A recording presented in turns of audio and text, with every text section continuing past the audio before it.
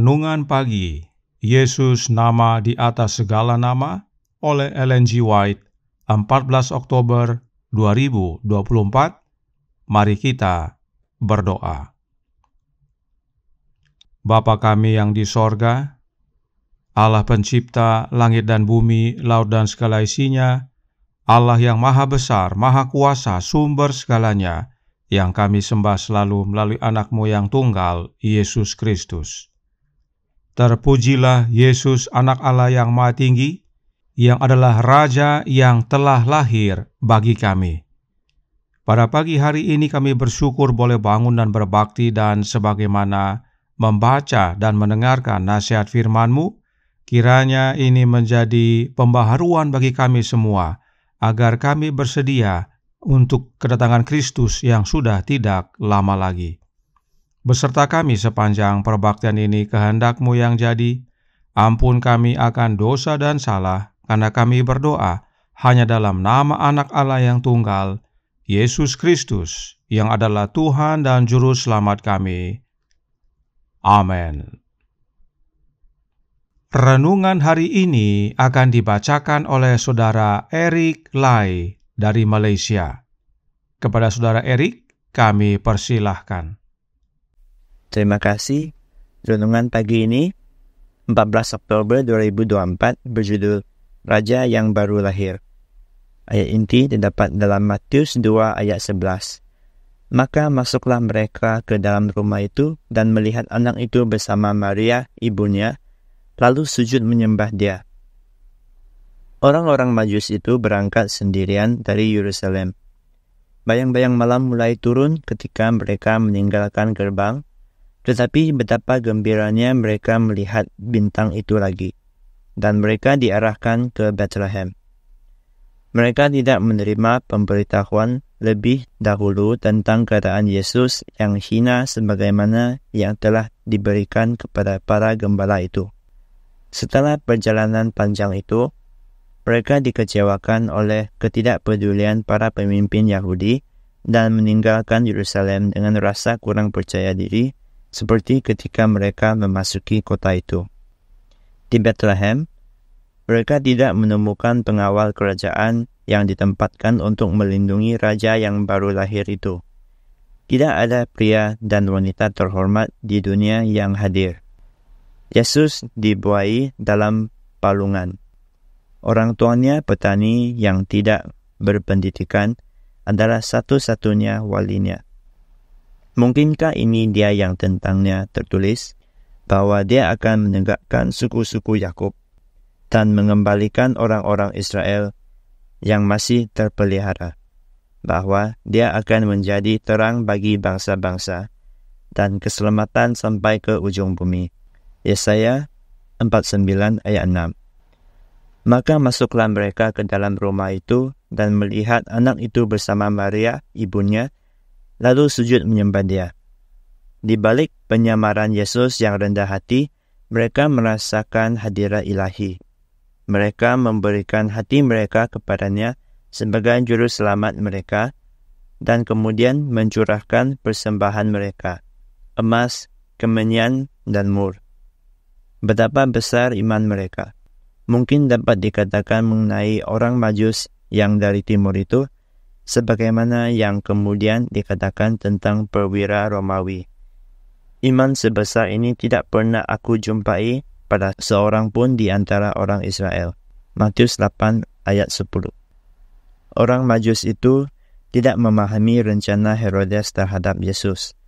Ketika tujuan perjalanan mereka tercapai, mereka bersiap untuk kembali ke Yerusalem dengan maksud untuk memberitahukan kepadanya tentang keberhasilan mereka.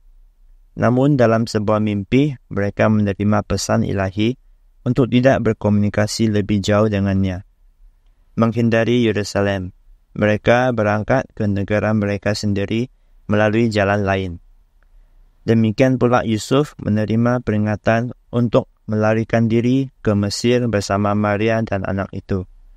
Dan malaikat itu berkata, "Tinggallah di sana sampai aku berfirman kepadamu, karena Herodes akan mencari anak itu untuk membunuh dia." Yusuf patuh tanpa menunda, berangkat pada perjalanan malam demi keamanan yang lebih besar.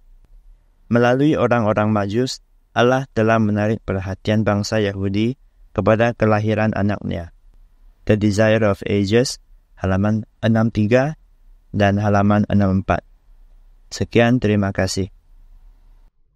Terima kasih atas penata layanan Saudara Erik. Tuhan Yesus memberkati. Selamat pagi saudaraku dalam Tuhan. Pekabaran renungan pagi hari ini adalah suatu gambaran ironis dari umat-umat Allah. Kenapa? Perhatikan. The Desire of Ages halaman 59 paragraf 3 berkata, cahaya Allah senantiasa bersinar di tengah kegelapan kekafiran.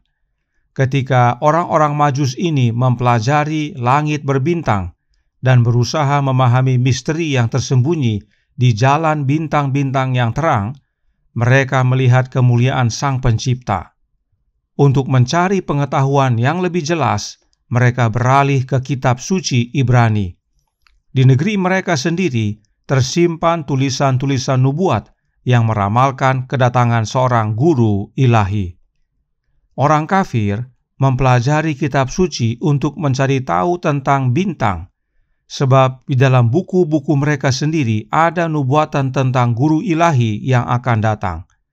Dan tentang bintang tersebut, Bileam sendiri yang nubuatkan, yang berkata dalam Bilangan 24 ayat 17, Aku melihat dia, tetapi bukan sekarang. Aku memandang dia, tetapi bukan dari dekat. Bintang terbit dari Yakub, tongkat kerajaan timbul dari Israel, dan meremukkan pelipis-pelipis Moab, dan menghancurkan semua anak Set. Inilah yang menjadi dasar orang-orang Majus untuk mempelajari tentang bintang istimewa tersebut. Dan saat mereka melihat bintang tersebut, mereka tidak tinggal diam. Mereka bersiap dan pergi menuju ke tempat di mana bintang tersebut berhenti. Roh Nubuat berkata dalam The Desire of Ages halaman 60 paragraf 2. Sama seperti Abraham yang oleh iman berangkat atas panggilan Allah, tidak mengetahui tempat yang ia tujui. Ibrani 11 ayat 8. Sama seperti Israel yang oleh iman mengikuti tiang awan menuju tanah perjanjian, demikian pula orang-orang non-Yahudi ini berangkat untuk mencari juru selamat yang dijanjikan. Dan orang-orang Majus ini berangkat tidak dengan tangan kosong. Mereka membawa sesuatu yang berharga, sebab masih dalam paragraf yang sama dikatakan, merupakan adat istiadat untuk memberikan hadiah sebagai bentuk penghormatan kepada pangeran atau tokoh berkedudukan lainnya, dan hadiah terkaya yang diberikan tanah tersebut dibawa sebagai persembahan kepada Dia yang di dalamnya semua keluarga di bumi akan diberkati. Artinya, orang-orang Majus ini tahu bahwa yang datang adalah seorang raja. Mereka membawa persembahan terbaik dari negeri mereka. Dan karena bintang patokannya, mereka harus berjalan pada malam hari saja, yang tentunya akan menambah waktu perjalanan. Tetapi mereka tetap maju karena rindu bertemu dengan raja yang baru lahir. Sementara itu, di tanah Israel, The Desire of Ages halaman 44 paragraf 1 berkata, dengan rasa takjub, para utusan sorgawi melihat ketidakpedulian orang-orang yang telah dipanggil Allah untuk menyampaikan terang kebenaran suci kepada dunia. Bangsa Yahudi telah dipelihara sebagai saksi bahwa Kristus akan lahir dari keturunan Abraham dan garis keturunan Daud. Namun, mereka tidak tahu bahwa kedatangannya kini sudah dekat. Di Yerusalem, tidak ada persiapan untuk sambut raja yang akan lahir. Bahkan, waktu Yusuf dan Maria tiba di Betlehem, tidak ada tempat bagi mereka untuk beristirahat.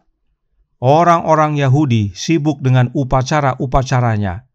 Bahkan, saat sang raja sudah lahir dan orang-orang Majus tiba di Yerusalem, mereka kaget melihat kondisi orang-orang Yahudi tersebut. The Desire of Ages halaman 60 paragraf 3 menggambarkan, memasuki kota suci, mereka pergi ke bait suci.